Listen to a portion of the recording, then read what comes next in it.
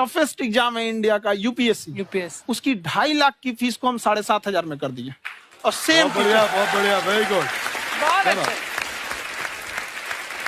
और इंडिया के सबसे बेस्ट टीचर के साथ जो भी हैं वो अपने सब्जेक्ट में उससे बेस्ट इंडिया में कोई नहीं। और इतना के बावजूद ऐसे हम लोग को लगता होगा 7,500 बहुत कम है। एक लड़की ने कहा कि सर शाम वाले बैच को ना मॉर्निंग में कर दीजिए। हम कहे बाबू तो इतना सबके इंडिविजुअल से तो बैच ट्रांसफर नहीं, क्या प्रॉब्लम है? उसने कहा ना शाम में हमको दूसरे के यहाँ बर्तन मांजने जाना होता है। तो हम लोग को लगता है कि जितना ये तकलीफ इससे कई गुना ज्यादा है। और कई बार तो ऐसा लगता है कि वो भी ना ले। एक लड़का बेचारा नदी से बालू निकालता था और वो बालू को भरता था, फिर नाव बालू को किनारे लेके बेचती थी और वो बालू भरता था, उससे मेरी फीस ले आया। हमारा हाथ कांप गया, हम कैसे फीस ले लेंगे यहाँ पर। बहुत बढ़िया। उसी दिन हमने ये प्रण लिया था कि भारत का कोई भी बच्चा उसके सफलता में पैसा उसकी बाधा नहीं बनेगी, चाहे उसको जितना भी पढ़ना रहे यहाँ पर। क्या बात। और अर्चना जी, मैं इनके बारे में एक बात, खान सर आपके बारे में मैं एक बात कहना चाहता हूँ। इनका जो स्टार्टअप है ये बूटस्ट्रैप्ड है। अच्छा, मैं साधारण भाषा में बता देता हूँ, ये सेल्फ फंडेड है। इन्होंने अभी तक किसी और से पैसा नहीं लिया है। ये इन्वेस्टर के पैसे से नहीं, इन्होंने खुद इसको बिल्ड किया है। और बल्कि इतना स्ट्रॉन्ग स्टार्टअप है ये कि मैं कहूंगा कि अगर इन्वेस्टर्स को इन्वेस्ट करना हो तो मैं इंडोर्स करता हूँ ऐसे स्टार्टअप्स को। यही सब चीजों को देखते हुए कई लोगों ने धमकी भी दिया था वहां पर। अच्छा। और उसके बाद बम चला दिए और 7-8 बम चला दिए और कुछ ब्लास्ट हुआ। एक बेचारा नया लड़का आया था एडमिशन लेने के लिए, उसकी स्कूटी उड़ा दिया।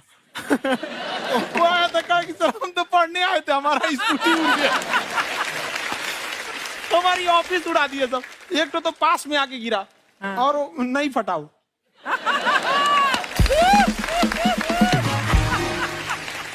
बाद में बहुत सारे लोग धमकियां दिए, लेकिन कहते हैं ना सूरज कितना भी तेज चमक ले समंदर नहीं सुखा सकता। वाह वाह वाह, क्या बात है। मैम एक्चुअली ये फीस कम करने का एक और रीजन है। 2.5 लाख 3 लाख की जो फीस में सब लोग पढ़ाई एफोर्ड नहीं कर पाते। इसलिए वो कुछ ही लोग एफोर्ड कर पाते हैं, तो उनका मेंटल लेवल तो बहुत ऊपर चला जाता है। लेकिन एक पूरे देश का मेंटल लेवल थोड़ा सा स्टेबल नहीं हो पाता। तो जब फीस कम रहेगी तो हर वो लड़का तैयारी करने के लिए आगे आएगा जिसका सपना है देश के लिए कुछ करने का। सीटें लिमिटेड हैं, उन्हें को मिलेगी, लेकिन जिन्हें नहीं मिलेगी उसे मिलेगा देश का एक जिम्मेदार नागरिक। तो इस देश को बदलना। क्या बात है।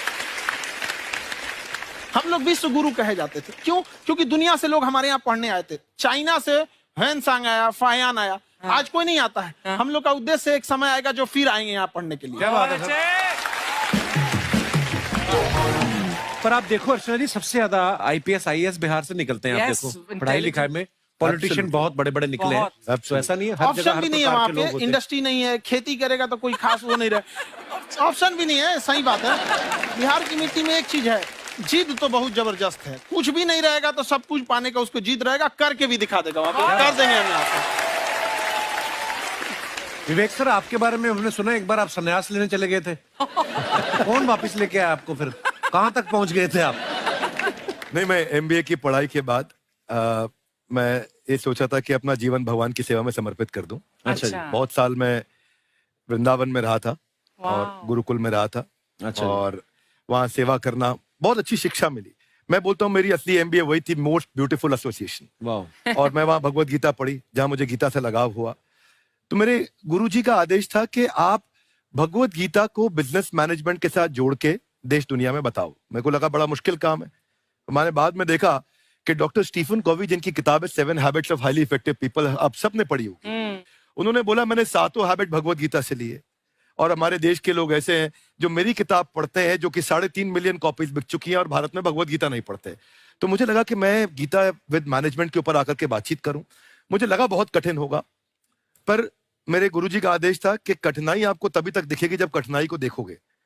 तो एक छोटा उन्होंने मुझे बताया, पूछा कि इस कमरे में लाल रंग कितनी जगह है, देखो आप भी एक बार जरा देख के बताओ।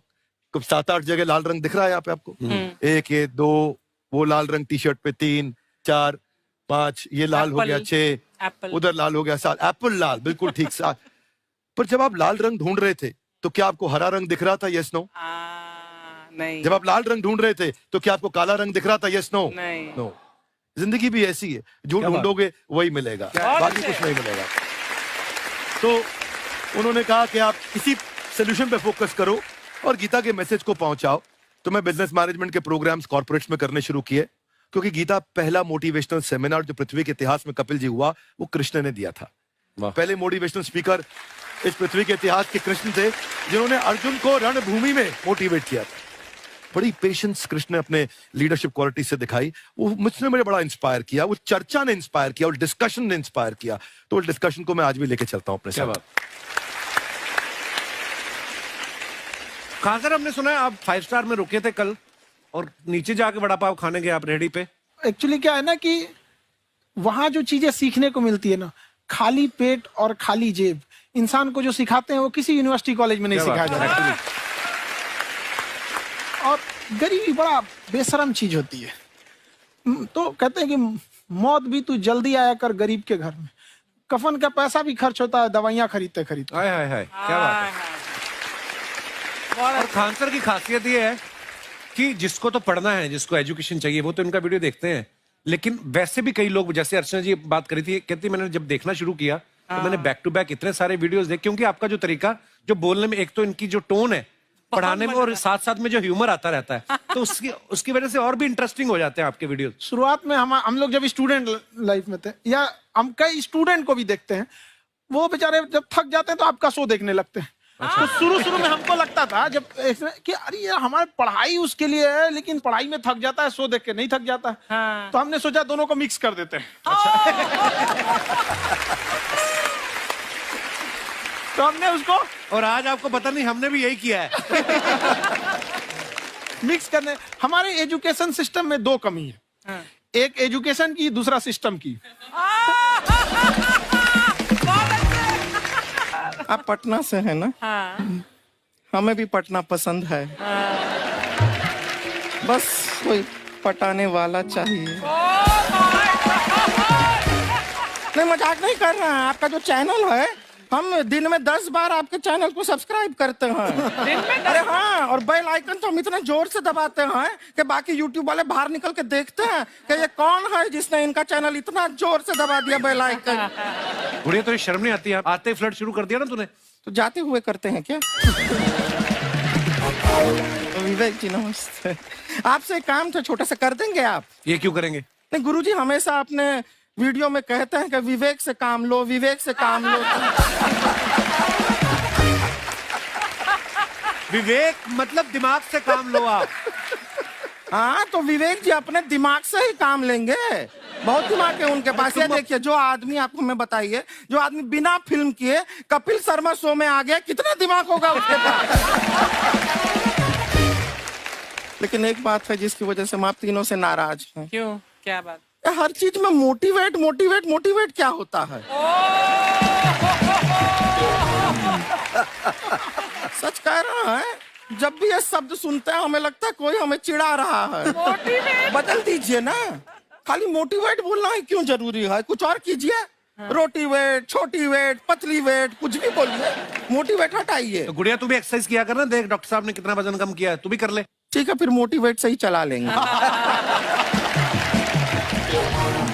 लेकिन मोटिवेशन कोई बुरा बात नहीं है। हमारे दादाजी भी वैसे बहुत मोटिवेट करते थे। हाँ, एक बार तो तालाब में डूब रहे थे हमारे दादाजी। हाँ। हमारे पास रस्सी भी था, ट्यूब भी था, फिर भी हम अपने दादाजी को बचा नहीं पाए। क्यों? क्योंकि हमने उनकी ओर तिनका फेंका ना, वही कहते थे डूबते को तिनका का सहारा काफी। नहीं लगा सहारा, दादाजी बुड़बुड़ बुड़बुड़ बुड़बुड़। गुड़िया, तू क्या करने आई इधर? अरे हाँ, हम क्या करने आए हैं, एक पूछना था सर, खान सर।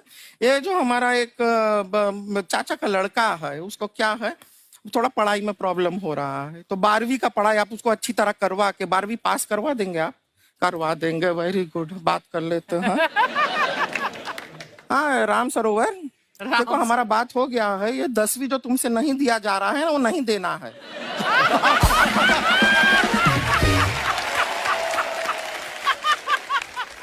टेंशन नहीं है, 10वीं का खान सर से बात हुआ, ये सीधा 12वीं पढ़ा के पास कर देंगे। अरे ऐसे नहीं होता, पहले 10वीं पास करनी पड़ेगी, फिर 12वीं होगी ना।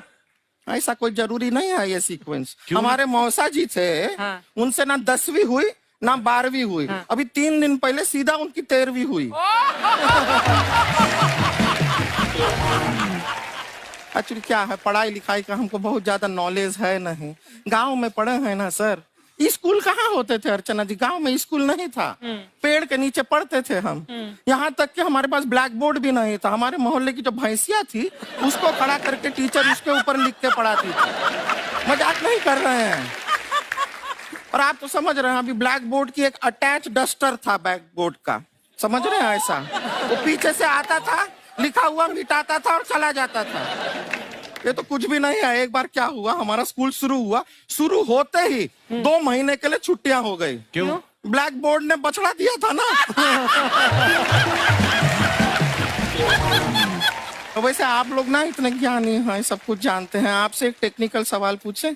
एक बार ना 4 दोस्त थे, 4 दोस्त, साम दाम दंड भेद। वो डिसाइड करते हैं कि चलो एक गेम खेलते हैं, तो टीम्स बनाते हैं।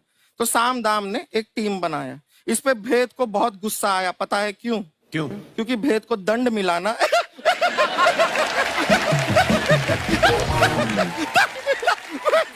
ये सिर्फ हंसती नहीं है सर, थोड़ा सा पेट्रोल पिला दो स्टार्ट भी हो जाती है। इतना है कि और भी बता दीजिए, जब हम बीमार होते हैं हम डॉक्टर के पास नहीं मैकेनिक के पास जाते हैं, और डिटेल दे दीजिए। ऐसा कुछ नहीं है सर, ये बोलते हैं खाली। लेकिन अभी एक रिक्वेस्ट था सर, हमारा एक भाई है, पुरुषोत्तम नाम है उसका, वो गांव से आया हुआ है। आप लोग थोड़ा उससे सब बातचीत करेंगे, थोड़ा उसको प्रोत्साहन देंगे। और शर्मा जी, आपसे भी एक रिक्वेस्ट था, आपसे हमने कभी कुछ मांगा नहीं है।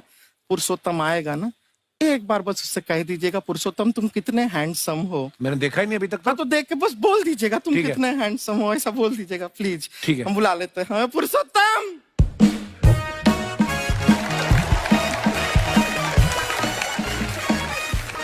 ये पुरुषोत्तम है। वाह, तेरा भाई बड़ा हैंडसम है। है तो हमारे खानदान में सब हैंडसम है, ज्यादा चापलूसी करने का जरूरत नहीं है।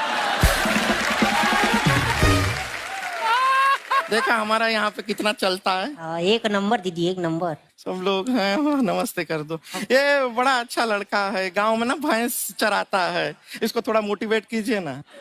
नहीं तो मतलब भैंस चराता है तो मोटिवेट करके क्या होगा, शेर चराएगा बाद में।